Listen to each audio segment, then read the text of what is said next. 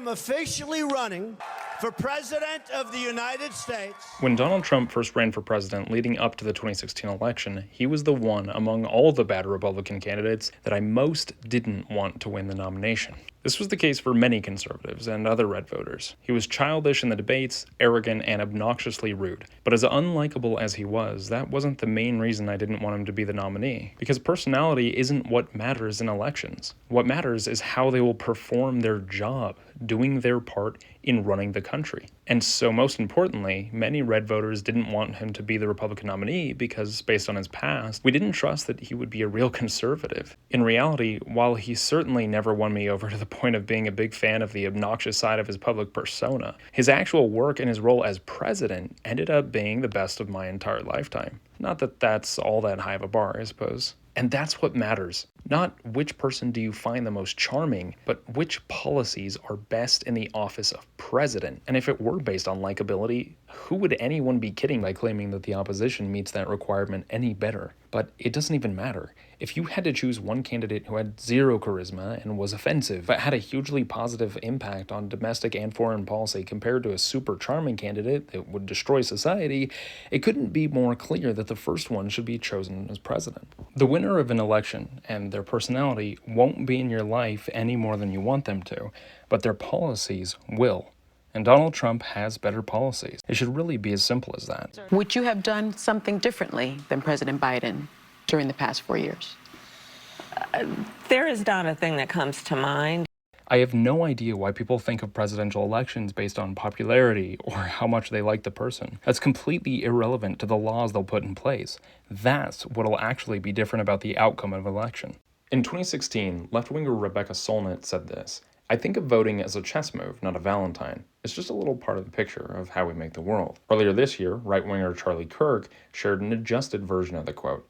He said, "Your vote is not a Valentine for who you want to spend time with. Your vote is a chess move for what type of world you want to live in." That's how we should think of voting. We should look without bias at the actual effects of their administration's work on the society we live in. And we should judge that merely with a comparative standard against the actual effects of their opponent's administration as best as we can determine. And I'm not saying his policies were all perfect. Of course, he's flawed both on the front of saying stupid, brash, and rude things, as well as fumbling plenty of moves as president. He didn't keep all his promises or bring about a utopia. No president ever will. But he did a heck of a lot better job in office than most politicians, and was, unfortunately, the best we've had in decades. And while his personal life isn't relevant to who I vote for, and he has many personal flaws, I do think that by comparison, he's sadly a far better person overall compared to any Democrat politician. Evidence over time has also convinced me that he has two distinct personalities: the showy political businessman personality that stirs up headlines and makes him popular, and a much better private personality. He's a charitable person who's helped a lot of people in need and has shown a lot of kindness to people who independently come out to share these stories of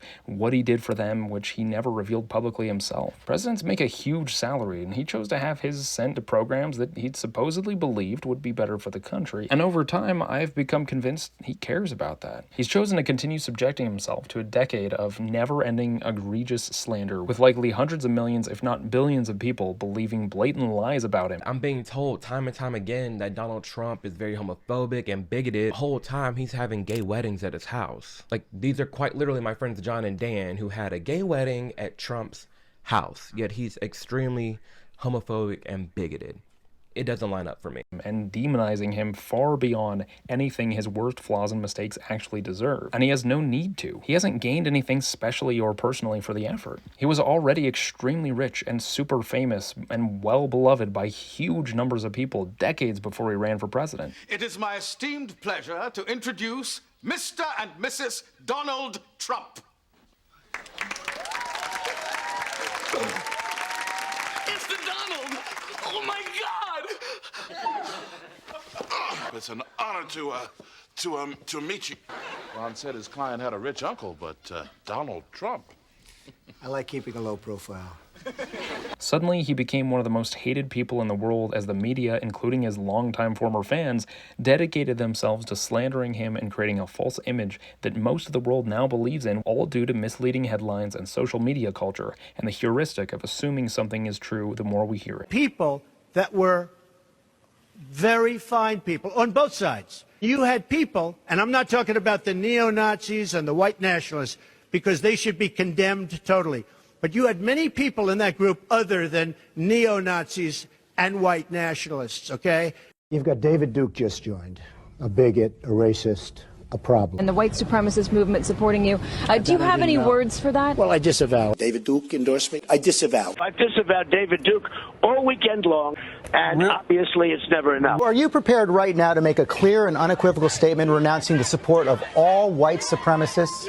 Of course I am. Of course I am. I disavowed then. I disavowed today on ABC with George Stephanopoulos. I disavowed again. David Duke is a bad person who I disavowed on numerous occasions over the years. Totally disavow the Ku Klux Klan. I totally disavow David Duke. I've rejected David Duke. I've rejected the KKK. Are you ready before you ask the question? Newt Gingrich said every Republican should repudiate this guy no matter what it takes. And I do. Racism is evil. And those who cause violence in its name are criminals and thugs, including the KKK. Neo-Nazis. I spoke out forcefully against hatred, bigotry, and violence, and strongly condemned the neo-Nazis, the white supremacists, and the KKK. In one voice, our nation must condemn racism, bigotry, and white supremacy. Any group of hate, I don't like it. Any group of hate, I am, whether it's white supremacy, whether it's any other kind of supremacy, I am very concerned about it, and I'll do something about it. He has yet once to condemn white supremacy, the neo-Nazis. He hasn't condemned a darn thing. Trump's refusal to condemn, distance himself from white supremacists. The Anti-Defamation League is already out there asking the president to clarify why he didn't condemn white supremacists. He was asked to condemn white supremacists. He didn't. The President of the United States, in the year of our Lord 2020, refuses to condemn white supremacists. When specifically asked if he would denounce white supremacists, that the president dodged it. It's disappointing that a sitting U.S. president can't outright condemn white supremacy. To condemn white supremacists and militia groups. Sure. Remember Charlottesville, there was a mob of people carrying tiki torches, spewing anti-Semitic hate. And what did the president then at the time say? There were fine people on each side. Most people hate Donald Trump now simply because popular media has told them to. Having heard many vague claims from celebrities that he's a racist and a new Hitler, even though they're absurd claims that make no sense and have no basis in fact at all. I simply hate bias and lies. And a lot of the time, that kind of stuff is coming from Trump. But as for the lies that have been leveled against him, it's looking into stuff about him that made me see that he actually has surprisingly a good side to him beneath the rough edges. People have lied about Donald Trump so much that I ended up seeing a constant need to defend someone I didn't even like just because of the amount of hatred he receives, being absolutely insane and undeserved. But this narrative the media has pushed is what has made people believe he needs to die. And while for some reason, frustratingly, even conservative media professionals who should know better have been spreading the misinformation that the earshot was the first attempt on his life, in reality, there had already been several. That was just the most nearly successful one. And many leftists have been openly calling for his assassination for years, as far back as his first campaign, and they're never punished for this serious crime because the system is mostly run by the left now. And many leftists lamented that these last couple of attempts didn't succeed. Make a wish, Canada! Don't miss Trump next time. I heard one leftist complaining that the shot was so close to solving half the problem, the other half, of course, being all of us who aren't on the extreme left. Several other assassination attempts have also been made on other Republicans in recent years, even with some success. Thankfully, not as much success as they would like. Huge numbers of leftists believe that everyone who isn't as far left as them needs to be removed from the equation of society entirely, whether through death or imprisonment. Most Democrats supported arresting people with different beliefs in polling data I saw a few years ago. It can't be understated how much media and the school system have led leftists to hate those they perceive as being on the right. Democrat politicians and other major voices on the left have constantly trained that Trump is equal to Hitler and that all his, quote, supporters are domestic terrorists and white nationalists and want to control women and don't want so many on the left to exist. They've constantly made all this stuff up to scare the left into thinking the right is fascist and gonna wipe them out or throw them in jail, and it's insane, ironic, and hypocritical. but most leftists refuse to ever listen to any actual conservative and hear their real beliefs or values. The ideology teaches that they should immediately unfriend someone if they discover that they don't agree with leftism, and many follow that belief unquestioningly, that even listening to someone on the right is evil. I've listened to many ex-leftists talk about why they're now conservatives, and it always seems to start with that. They simply questioned one thing and then immediately saw all their supposed peers turn on them like a pack of wolves in a second, because now you are the outsider, you are the heretic. And this left controls most of the world's media. America is powerful not only militarily, but culturally. People underestimate that, particularly on the right. The fate of America is significant to the entire world. Around the world, people watch American news, American movies, listen to American celebrities, and the information people are hearing is mostly, or at least very largely, lies. Around the world, people think Trump and American conservatives are evil, even when they actually share a lot of the same values, but don't realize it, because most people go by the popular narrative pushed by the left without knowing anything about the truth. I had a friend years ago who basically shared all of my values. We had the same views, and yet he thought Obama was like an amazing president. And I was like, what are you talking about? How do you say that? And it was quickly made clear.